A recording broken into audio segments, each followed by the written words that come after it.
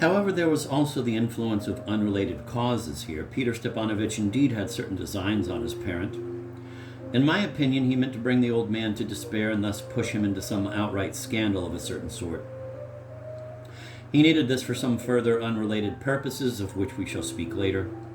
At that time, he accumulated a great multitude of such diverse designs and calculations, almost all of them fantastic, of course. Besides Stepan Trofimovich, he had in mind yet another martyr.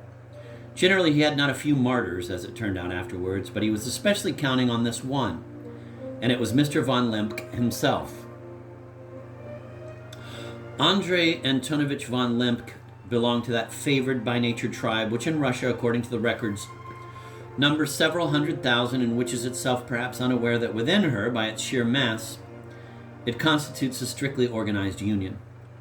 Not an intentional or invented union, to be sure, but one existing of itself for the entire tribe, without words or agreements, as something morally obligatory and consisting in the mutual support of all members of this tribe by each other, always, everywhere, and in whatever circumstances. Andrei Antonovich had the honor of being educated in one of those higher Russian institutions filled with young men from families well endowed with connections or wealth. The students of this institution were intended, almost immediately upon finishing their studies, to occupy rather significant positions in one of the departments of the government service. Andrei Antonovich had one uncle who was a lieutenant colonel in the engineers, and another who was a baker, yet he wormed his way into this higher school and met there quite a few similar tribesmen. He was a merry companion, quite dull as a student, but everyone liked him. And when in the upper grades many of the young men, predominantly Russians, learned to talk about rather lofty contemporary questions, and with an air as if they had only to wait till graduation and then they would resolve them all, Andrei Antonovich continued to occupy himself with the most innocent schoolboy pranks. He made everyone laugh, true, though only with quite unsophisticated escapades, cynical at most. But he set that as his goal. One time he would blow his nose somehow remarkably when the teacher addressed a question to him during a lecture, making both his comrades and the teacher laugh. Another time he would present some cynical tableau vivant in the dormitory to general applause, or he would play, solely on his nose and quite skillfully, the overture to Fra Diavola. He was also distinguished by his deliberate slovenliness, which for some reason he found witty. In his very last year, he took to scribbling little Russian verses.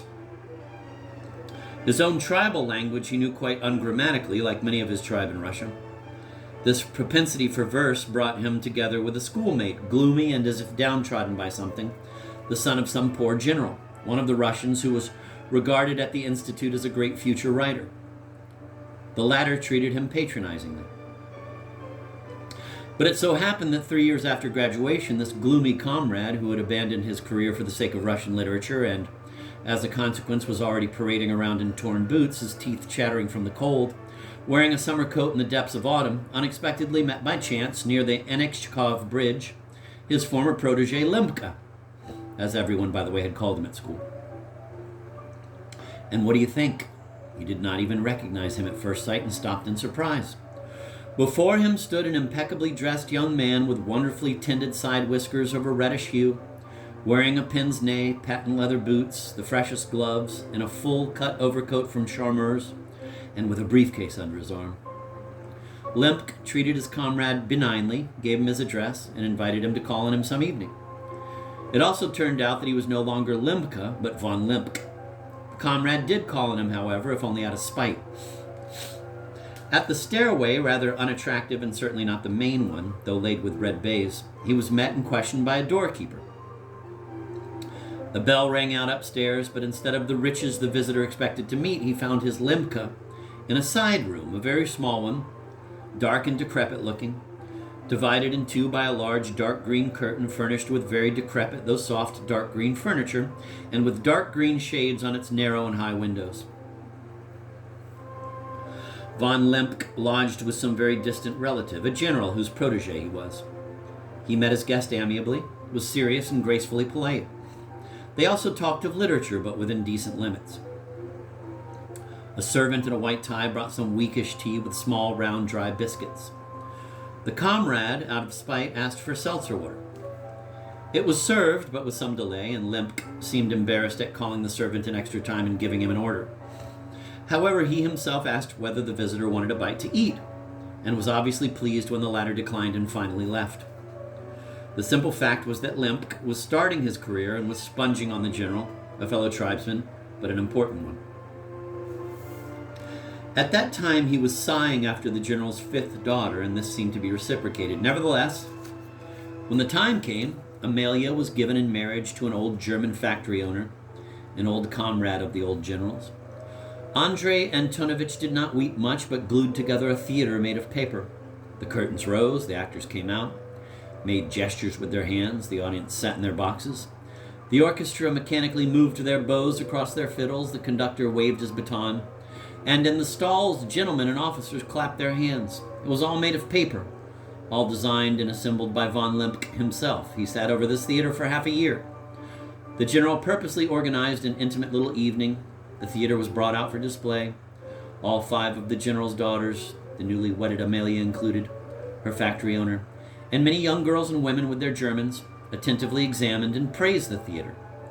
Then there was dancing. Lembke was very pleased and soon consoled. Years passed and his career got established. He always served in prominent places and always under his tribesman's command, and in the end he served his way up to quite a significant rank compared with his age. He had long wanted to marry and had long been cautiously on the lookout. In secret from the authorities, he sent a novella to a magazine, but it was not published.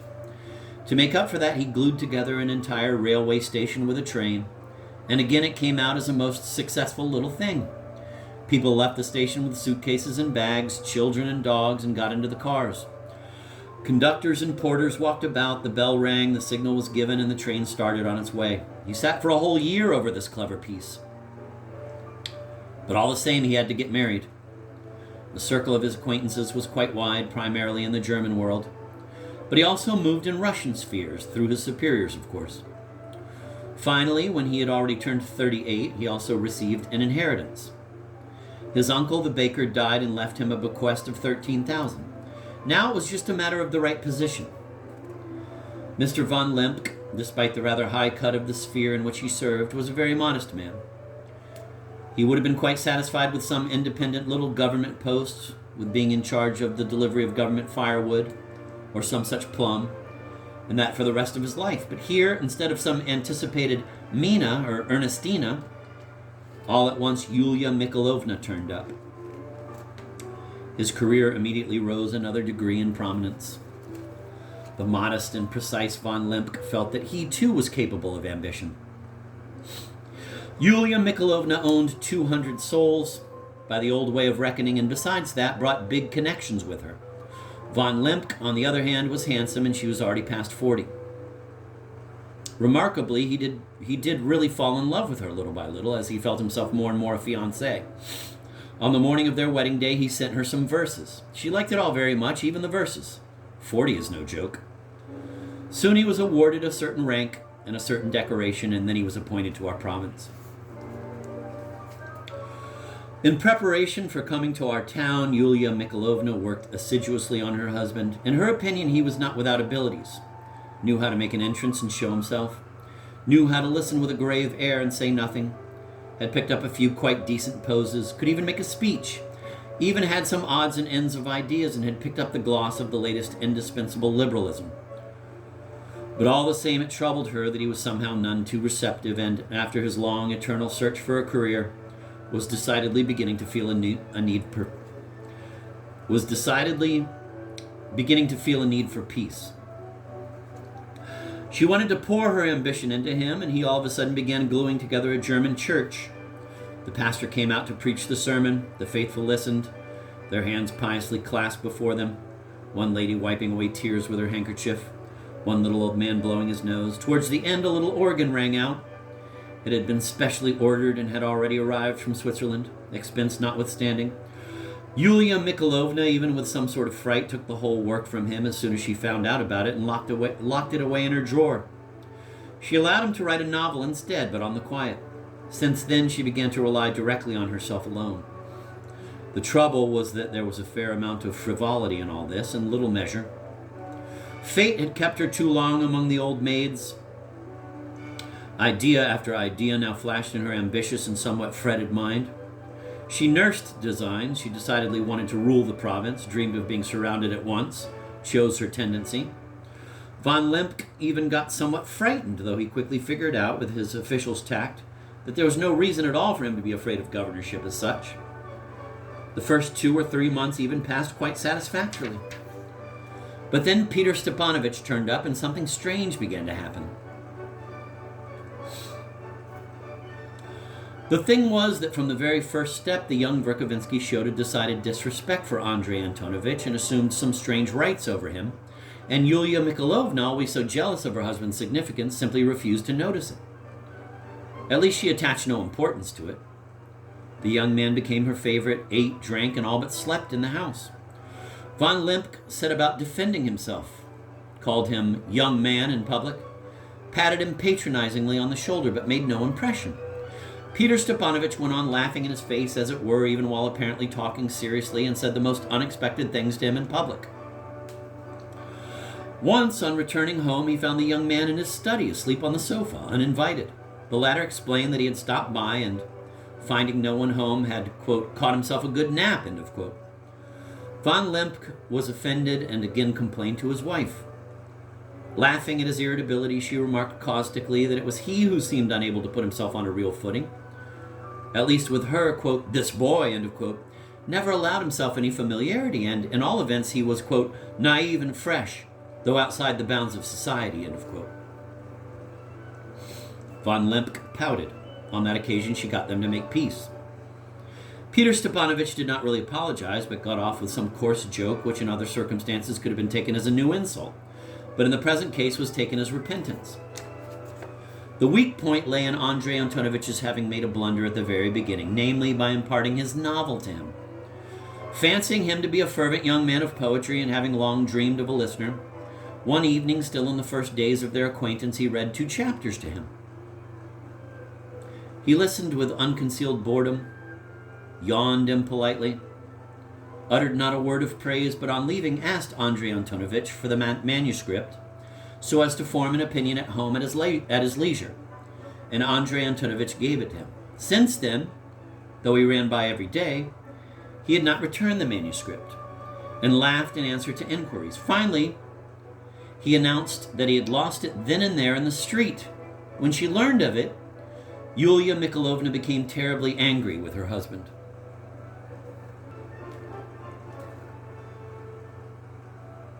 I hope at least you haven't told him about that cardboard toy temple of yours, she cried, almost in a panic. That made von Lembke think, and thinking was bad for him. Definitely not recommended by his doctors. In addition to the trouble that had turned up in the province, of which more later, there was a special matter that was breaking his heart. It had nothing to do with his pride and his position as a government servant of executive rank. When he married, Mr. von Lembke had never even considered the possibility of family quarrels and disagreements.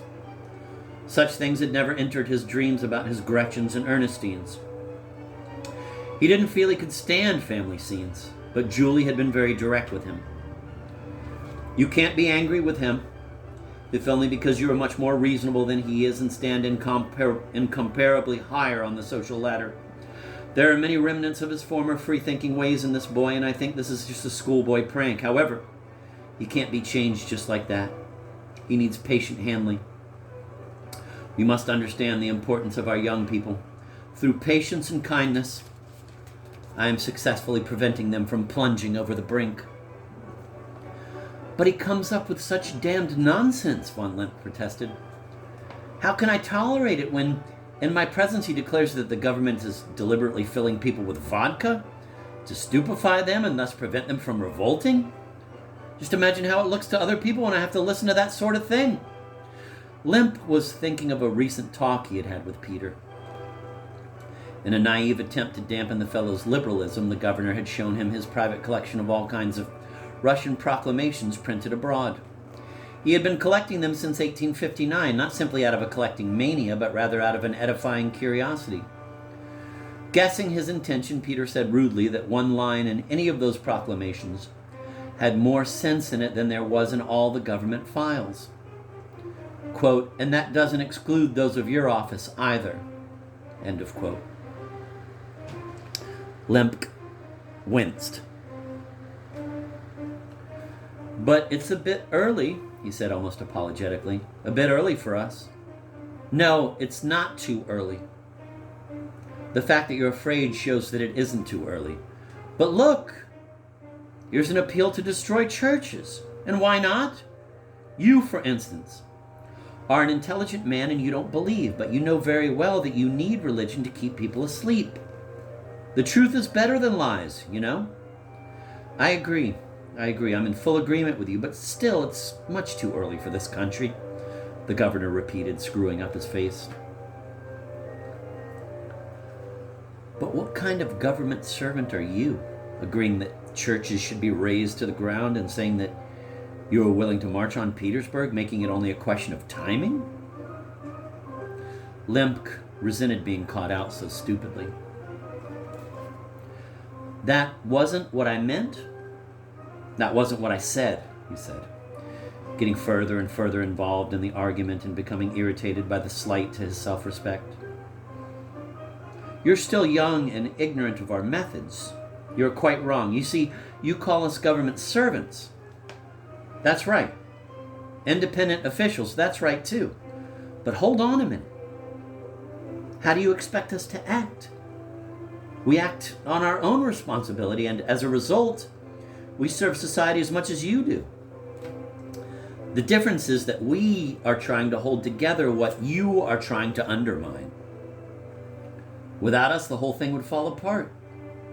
We aren't your enemies, by no means.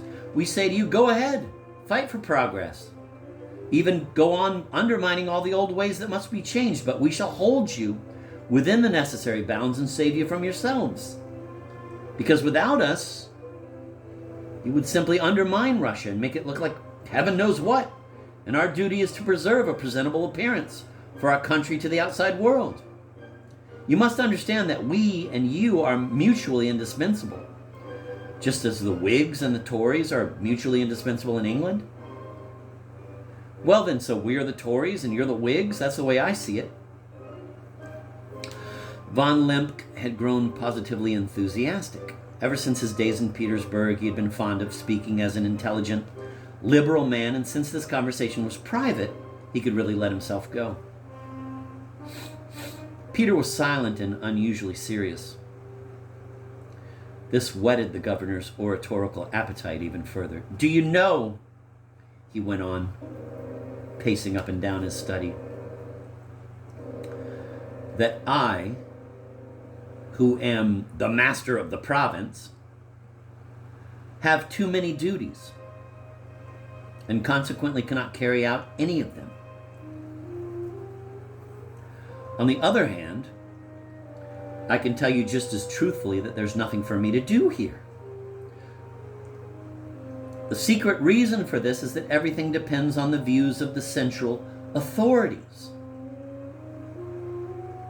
Well then, let the central authorities, say for political reasons or to appease popular unrest, decide to switch to a Republican form of government and, say, simultaneously strengthen the power of the governors. We, the governors, would accept their republic, and not only a republic, but anything they might come up with. I, at least, feel I'm ready. Well, in a word, let the central authorities send me a telegram commanding me to show une activité dévorante, and I'll give them that mad activity. I told them straight to their faces. Gentlemen, I told them, if you wish to have a flourishing administration in the province, all you have to do is increase the gubernatorial powers. You see, all establishments, administrative or judiciary, must lead a, so to speak, dual existence. That is, on the one hand, it is indispensable that they exist. I agree that they should. And on the other, that they do not exist, depending on what the central authorities have in mind. If it turns out that these establishments are needed, they will be right here at hand. If the need for them passes, no one will find them in my province. That's the way I visualize their activité dévorante. But there can be none of it unless they increase gubernatorial powers. We are talking here just between the two of us, and I can tell you that I have requested Petersburg for authorization for a special sentry at the governor's mansion. I'm waiting for their answer now.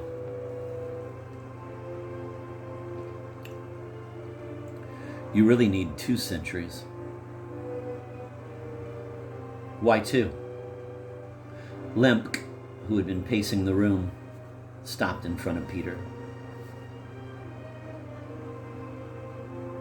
I don't think 1 would be enough to make people respect you. The governor's face twitched. You really allow yourself to say God knows what, Verkovensky. You take advantage of my kindness. You keep making unpleasant digs and trying to play the part of a rough diamond. Whatever you say, Peter mumbled. You're preparing the way for us and working for our victory. What do you mean by us? And what victory are you talking about? Lembke inquired, gaping at him in surprise. But Peter never answered that question. When she heard the report of this conversation, the governor's wife was extremely displeased.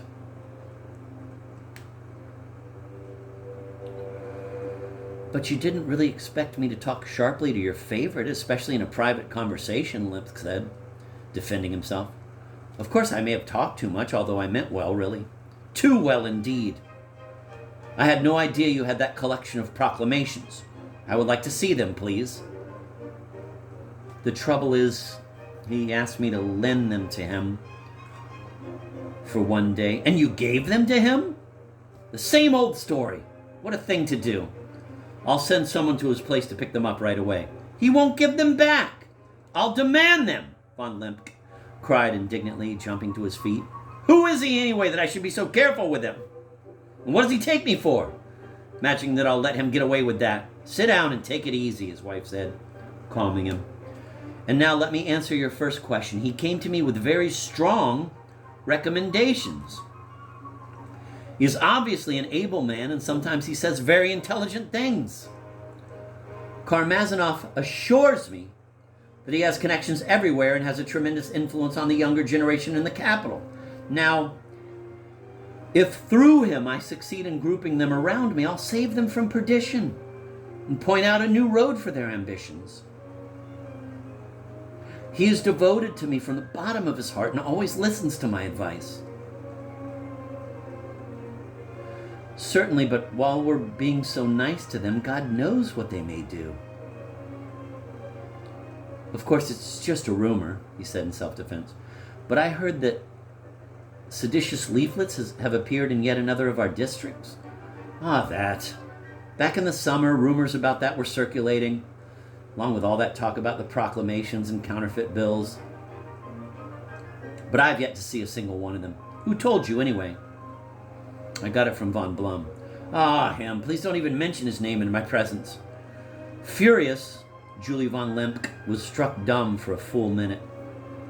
Von Blum was a government clerk whom she loathed, but we'll dwell more on that later. And please stop worrying about Verkovensky, she concluded their conversation. If he were up to any tricks around here, he wouldn't speak to you the way he does, the way he speaks to everyone. I'm not afraid of a loud talker like him, and besides, I assure you, if something were to happen, I'd be the first to find out, and it would be through him. He is fanatically devoted to me. I must remark here, in anticipation of later events, that if it hadn't been for Julie von Lembke's vanity and conceit, petty, vicious people wouldn't have been able to get away with as much as they did in our province. Much can be laid to her door.